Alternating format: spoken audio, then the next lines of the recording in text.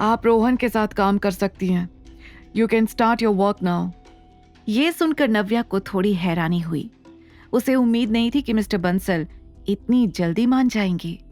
नव्या खुशी खुशी वहां से निकल गई। उसे अब रोहन से मिलना था। उसे पता चला कि आर्टिस्ट ऊपर वाले हॉल में ट्रेनिंग करते हैं। ट्रेनिंग रूम में रोहन कांपते हुए खड़ा था। उसकी नजरें नीचे थी और उसके सामने खड़ा था रॉबर्ट। रॉबर्ट विशाल का अच्छा दोस्त था, इसीलिए इतने सालों से वो मुफ्त की सैलरी उठा रहा था। उसने इतने सालों में सिर्फ एक काम किया था, रोहन को टॉर्चर करने का। सर, मैं अब आपके साथ काम नहीं कर सकता। मुझे अब बस अपनी टीम चेंज करवानी है सर। वैसे भी जब से मैंने आपके साथ काम करना शुरू किया है, मेरी स्किल्स सिर्फ डिग्रेड हुई हैं। मुझे जो कुछ भी आता था मैं सब भूल रहा हूँ। व्हाट? तुम्हें आता क्या था? तुम्हें जो भी आता है सब मैंने सिखाया है। जमीन से उठाकर स्टार बनाया है तुम्हें मैंने। अरे, तुम्हें तो मेरा शुक्रिया अदा करना चाहिए। तुम्हें क्या लगता है रोहन, मेरे बिना तुम इस इंडस्ट्री में स्टैंड कर सकते हो? नेवर। सर, एक बुरी खबर है। तुम्हें दिखाई नहीं दे रहा है कि मैं अपने आर्टिस्ट से बात कर रहा हूं? जाओ यहां से। सर, एक बार मेरी बात सुन लीजिए सर। एक नई मैनेजर आई है।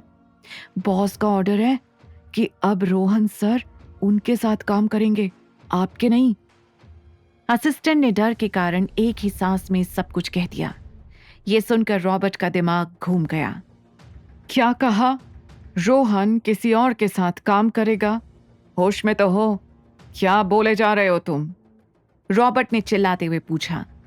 ये बात सुनकर रॉबर्ट का खून खौल रहा था, लेकिन रोहन के अंदर एक नई उम्मीद जाग गई थी।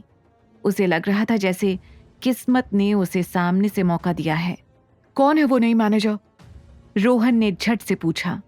Are you interested? रॉबर्ट ने उसे घूरते हुए पूछा। उसकी तेज आवाज सुनकर रोहन ने एक बार फिर नजरें नीची कर ली थी।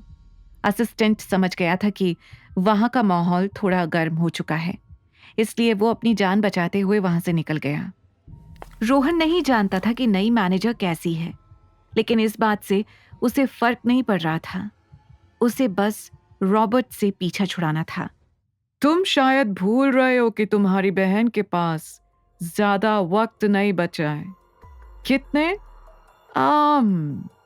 If I am not wrong, पिछले 6 महीने से वो हॉस्पिटल में है ना?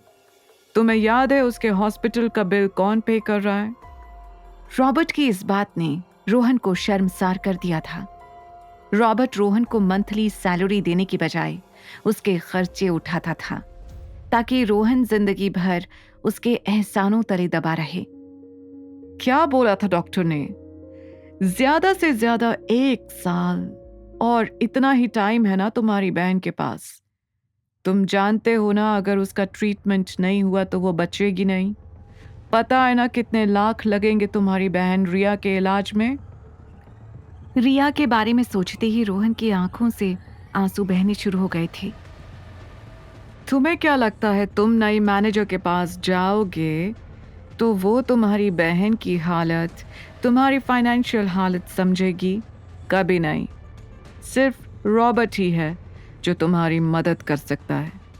इसलिए अगर अपनी बहन की सलामती चाहते हो तो चुपचाप नई मैनेजर को मना कर दो। तुम्हारी किस्मत सिर्फ रॉबर्ट के हाथों ही लिखी है।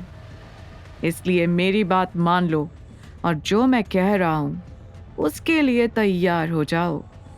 रोहन उसकी बात सुनकर घबरा गया था, लेकिन वो ये नहीं जानता था कि कोई था जो उनकी बातें सुन रहा था।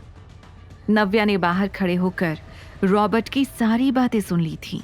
आगे की कहानी जानने के लिए देखिए अगला एपिसोड सिर्फ पॉकेट एफएम के यूट्यूब चैनल पर, और द रिटर्न के सारे एपिसोड्स को सुनने के लिए डिस्क्रिप्शन में दी लिंक से डाउनलोड करें पॉकेट एफएम ऐप।